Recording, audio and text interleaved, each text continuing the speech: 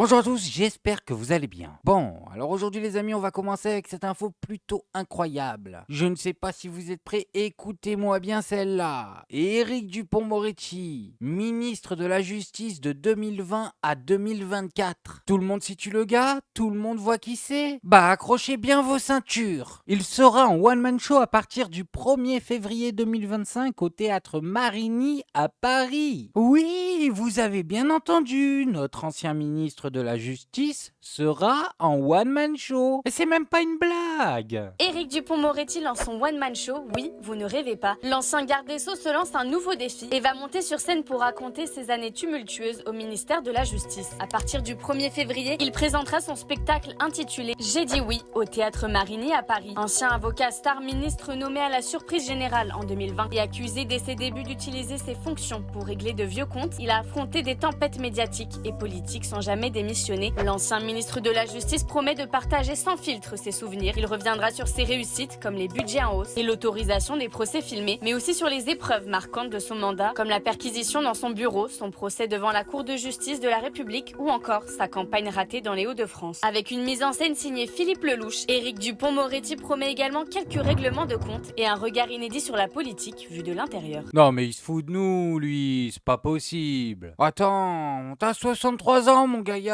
Faut arrêter tes bêtises là, c'est pas le moment de lancer une carrière de comédien. Après on comprend tous que tu comptes gratter un maximum d'argent pour ta retraite. Mais c'est bon là, t'as déjà bien gratté. Tu commences à devenir gourmand. Le gars était avocat connu dans tout le pays, ministre de la Justice pendant 4 ans, et maintenant il veut remplir des salles. Mais laisse-en pour les autres un peu. En plus il a appelé son spectacle J'ai dit oui. Tiens, c'est marrant ça. Parce que quand il était avocat, il avait l'habitude de défendre des hommes qui étaient accusés par des femmes qui elles-mêmes disaient ne jamais avoir dit oui. Bon, et sur un autre sujet, on a aussi Nicolas Sarkozy qui a été récemment condamné à 3 ans de prison, dont 1 an ferme. Ah là là, qu'est-ce qu'elle est sévère notre justice. Non, c'est trop là. Bon, par contre, 1 an ferme, c'est 1 an avec un bracelet à la maison. Faut pas déconner non plus, c'est Nicolas Sarkozy. Ah, et vous vous demandez c'est quoi derrière lui? Les palmiers, le sable. Ah bah ça, c'est les Seychelles. En fait, pour vous expliquer, grosso modo, il est parti aux Seychelles en vacances. Non mais c'est juste le temps qu'on lui mette le bracelet, parce que vous comprenez, ça met du temps ces choses-là. Du coup, il en profite, et il a raison. Regardez, chez nous, il fait combien? 0 degré, 2 degrés? Bah aux Seychelles, en cette période de l'année, c'est du 30 degrés. Non, c'est bien, c'est bien, c'est bien. On se sent pas du tout roulé. Bon, et pendant qu'Éric Dupond-Moretti est en train de capitaliser au maximum sa carrière, et que Sarkozy est en train de faire bronzette à l'autre bout de la planète, nos politiques actuels, eux, sont en train de gérer la situation à Mayotte. Et on va pas se mentir, le bilan de l'aide qu'on fournit à Mayotte est une catastrophe.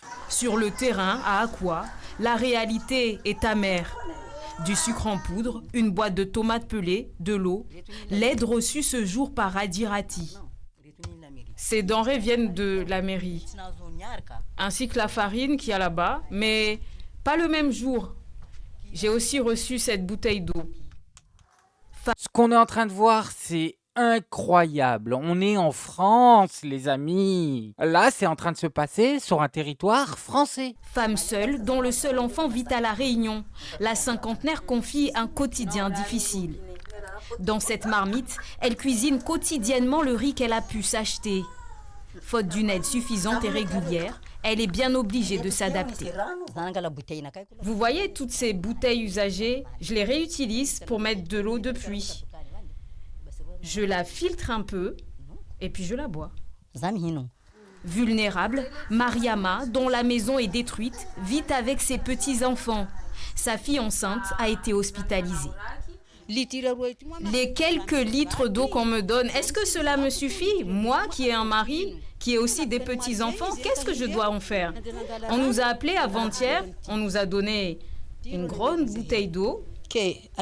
J'ai demandé où est celle de mon mari. Ils m'ont dit, c'est pour vous tous.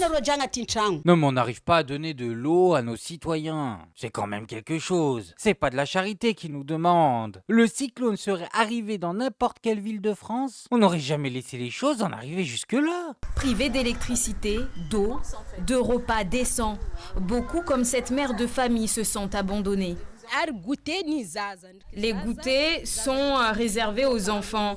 Mais ils disent qu'ils sont réservés aux enfants de moins de 2 ans et demi. Mais nous avons des enfants qui ont 3 ans, qui ont 4 ans, qui ont 5 ans. On nous donne que de l'eau, que ce soit les personnes âgées, les enfants et nous. Nous ne buvons que de l'eau sans pouvoir manger. La distribution des denrées alimentaires ne profite pas forcément au public le plus fragile à Akwa. Contactée, la mairie assure distribuer les vivres mis à disposition par la préfecture. On leur envoie des miettes. Oh les gars, Mayotte c'est 300 000 habitants. 300 000, c'est quoi? C'est pas comme s'ils étaient 10 millions, on peut les aider quand même. On est la France. Bon, et maintenant on va passer à un autre sujet, parce que j'avoue que le sujet de Mayotte, ça m'énerve. Sérieusement, les gars s'en mettent plein les poches et n'ont pas honte de donner une bouteille d'eau à toute une famille pour une semaine. Bref, on va parler d'autre chose. On va parler de la fameuse loi qui est entrée en vigueur en janvier 2025. Mais si, vous savez, la loi qui va vous taxer un peu plus.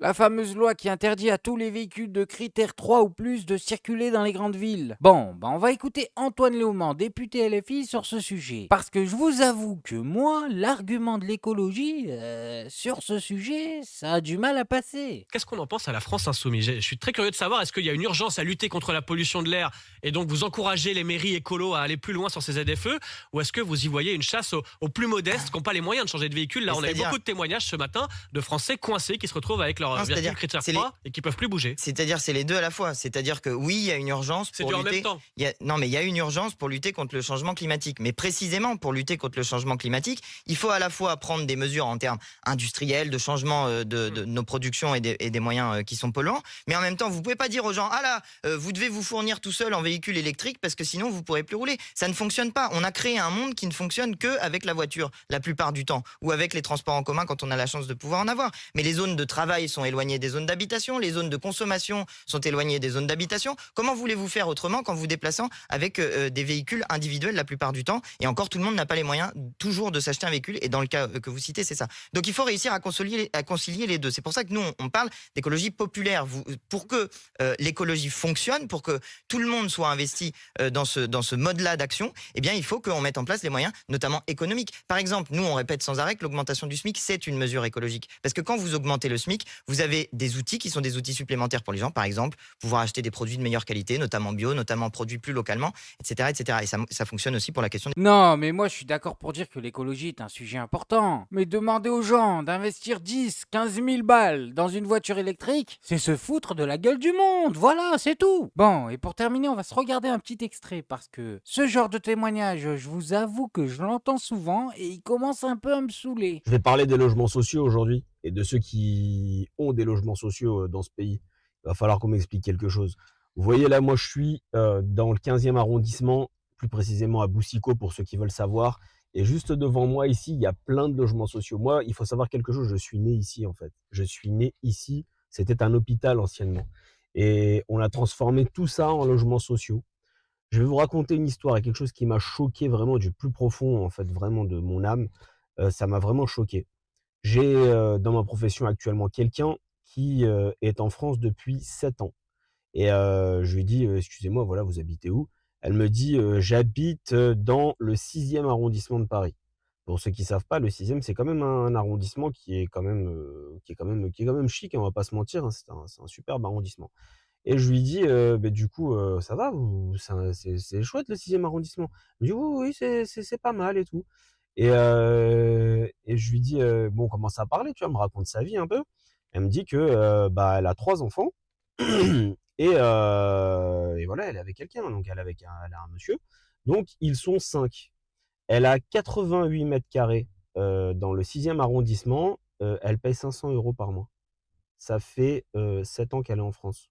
Vous pouvez m'expliquer, s'il vous plaît? Oh là là, sérieusement? Tu veux vraiment qu'on t'explique ce qui est en train de se passer? Bah t'es un pauvre qui s'attaque à d'autres pauvres, voilà, c'est tout. Et en plus, t'es un mec très chelou, à demander aux gens combien ils payent de loyer la première fois que tu les rencontres. Mais mis à part ça, moi, y a rien qui me choque, hein. Elle t'a dit, elle paye 500 €, mais c'est même pas sûr que c'est vrai. Et en plus, même si c'est vrai, 500 €, c'est sans compter les aides, les APL, à Paris. Mais le vrai problème, ce qui fait que ta démarche n'a aucun sens, c'est ce que je t'ai dit au début. tu es un pauvre qui s'attaque aux pauvres. C'est quoi? T'as pas bien compris le concept de Robin des Bois ou... En gros, tu te plains d'habiter dans un logement trop petit. Mais tu te plains à qui? À une personne qui est probablement plus pauvre que toi, mais qui a juste eu la chance de tomber sur la bonne assistante sociale et qui a gratté un appart un chouïa plus grand que le tien. C'est trop, faut être bête. En fait, pour te satisfaire au fond de toi, ce que t'aimerais, c'est qu'on lui enlève son appart. Voilà, pas qu'on agrandisse le tien. Non, qu'on lui enlève le sien. Bah, à ce niveau-là, c'est de la folie. Y a plus rien à dire, c'est de la folie. Bref, moi je voulais juste vous montrer ça. Maintenant, faites-vous votre avis tout seul. Faites attention à vous, faites attention à ce que vous regardez. Likez, abonnez-vous et oubliez pas, le petit com qui fait plaisir.